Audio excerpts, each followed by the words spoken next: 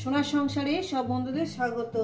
আজকে আমি রান্না করব বন্ধুরা সবজি দিয়ে কাতলা মাছের মাথার তরকারি।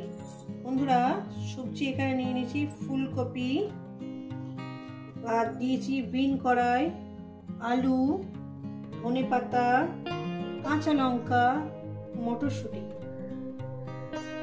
আর এখানে আছে আপনার কাতলা মাছের মাথা। বন্ধুরা ঠিক আমরা যেভাবে খাই ঠিক আপনাদের সেভাবেই দেখাবো। রেসিপিটি শুরু করার আগে বলবো রেসিপিটাকে লাইক করবেন, শেয়ার করবেন, আর নতুন নতুন রেসিপি দেখতে গেলে চ্যানেলটাকে আপনারা সাবস্ক্রাইব করে নেবেন। তো বন্ধুরা চলুন, খুব একটি টেস্টি অসাধারণ খেতে হয়, চলুন শুরু করা যাক। কিন্তু এইভাবে বানিয়ে খাবেন, কেমন হয়েছে কিন্তু জানাতে ভুলবেন না। তো বন্ধুরা প্রথমেই আমি কি করব, এই মাছের মাথাটাকে একটু লবণ আর হলুদ দিয়ে একটু মাখিয়ে নেব। একটু হলুদ দিয়ে দিলাম, হলুদ আবার লাগবে পরে, দিয়ে দেবো লবণ। এটা ভালো করে মেখে নিই। তো বন্ধুরা আমি গ্যাস ধরিয়ে দিয়েছি, কড়া বসিয়ে দিয়েছি, কড়া আমার গরম হবে, তারপর তেল দেব। তো বন্ধুরা কড়া আমার গরম হয়ে গেছে, দিয়ে দেবো পরিমাণ মতন তেল। তো বন্ধুরা তেল আমার গরম হয়ে গেছে, সামান্য পরিমাণে একটু লবণ দেব, দিয়ে আমি মাছের মাথাগুলো একটু ভেজে নেব।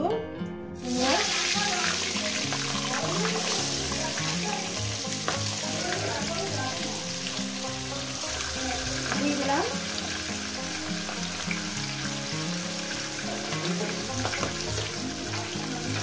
মাছের মাথাগুলোকে ভেজে নেব।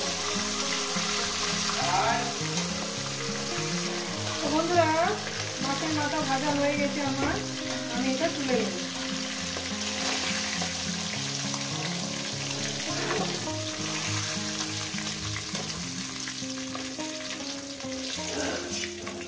এরপর দিয়ে দেবো এখানে শুকনো লঙ্কা। দেখুন বন্ধুরা কটা শুকনো লঙ্কা ফোড়ন দিলাম, আর দিয়ে দেবো এখানে কালো জিরে দিয়ে দিলাম। কয়েক সেকেন্ড ভেজে নেব, কয়েক সেকেন্ড ভেজে নিয়েছি। এরপর দিয়ে দেবো আমি এখানে এক এক করে আপনার আলু দিয়ে দেবো। রেসিপিটা পুরোটাই দেখবেন, আর কেমন লাগলো অবশ্যই কিন্তু কমেন্ট করে জানাতে ভুলবেন না বন্ধুরা। দিয়ে দেবো বিন কড়াই, এক এক করে আমি সব সবজিগুলোই দিয়ে দেবো, যেহেতু পুরোটা ভাজা হবে।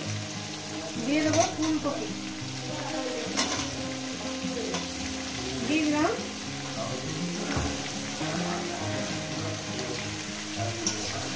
এরপর কি করবো, এটাকে লবণ দিয়ে দেবো, প্রায় 1 চামচ লবণ, স্বাদ মতন আমি লবণটা দিয়ে দিলাম। ঠিক আছে, এরপর এটাকে আমি ভালো করে সুন্দর করে লাল লাল করে ভাজবো, পোড়া পোড়া নয়, লাল লাল সুন্দর করে লাল লাল করে ভাজবো। তো বন্ধুরা সবজিটাকে একটু সফট নরম করার জন্য আমি এখানে চাপা দিলাম মিনিমাম 5 মিনিটের জন্য। ফিরছি 5 মিনিট পর। তো বন্ধুরা 5 মিনিট হয়ে গেছে, 5 মিনিট। এরপর আমি এখানে কি করব, এর মধ্যে দিয়ে দেবো আমি এর মধ্যে দিয়ে দেবো আপনার মটরশুঁটিটা আর কাঁচা লঙ্কাটা দিয়ে দিলাম। দিয়ে আমি এখানে কি করবো বন্ধুরা, হলুদটা আমি এখানে দিয়ে দেব। আমি অন্য কোনো আর মশলা দেবো না, শুধু হলুদ। এখন অল্প করে হলুদ দিলাম ভাজার জন্য, সামান্য পরিমাণে হলুদ দিলাম, যাতে সবজিটা আমি ভেজে নেব, পরে একটু লাগলে দেবো। এই সবজিটা দিয়ে আমি এখন ফ্রাই করবো, শুধু ভেজে যাবো। রেসিপিটা কিন্তু পুরোটাই দেখবেন, আর কেমন হয়েছে কিন্তু জানাতে ভুলবেন না বন্ধুরা।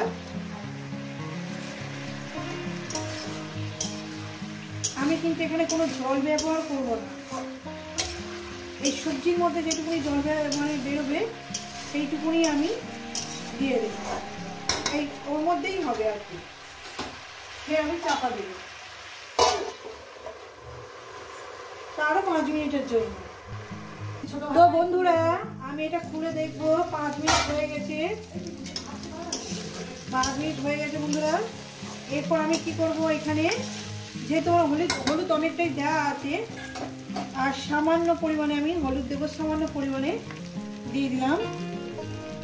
সামান্য পরিমাণে দিয়ে দেবো এখানে টমেটোটা, দিয়ে দেবো এখানে ধনে পাতা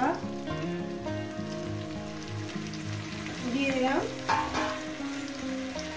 মাছের মাথাটাকেও আমি দিয়ে দেবো আস্তে আস্তে করে রান্না করার জন্য। রেসিপিটা কিন্তু পুরোটাই দেখবেন, আর এখানে কিন্তু কোনো জল পড়বে না।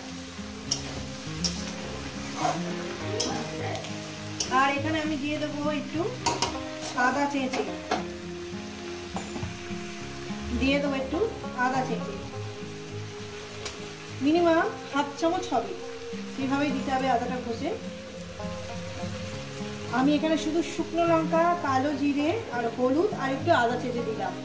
জিরে গুঁড়ো, ধনে গুঁড়ো বা অন্য কোনো মশলা আমি কোনোটাই দিলাম না, ঠিক আছে।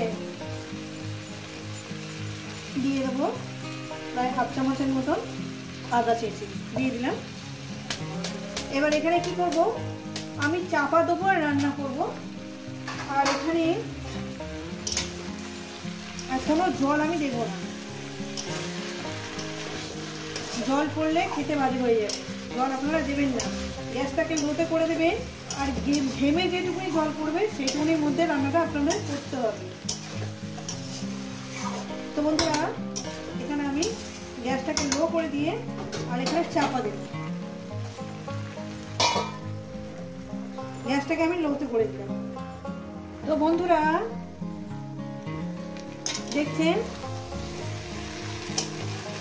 আর একটু টেস্ট বাড়ানোর জন্য, টেস্টটা যাতে আরো সুন্দর হয়, এখানে দিয়ে দেবো আমি কয়েক দানা চিনি,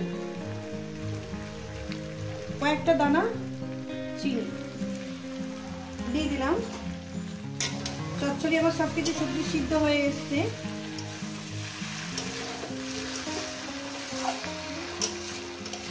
আরো 1-2 মিনিট রান্না করব কি 3 মিনিট রান্না করব, আমি চচ্চড়িটাকে নামিয়ে দেবো।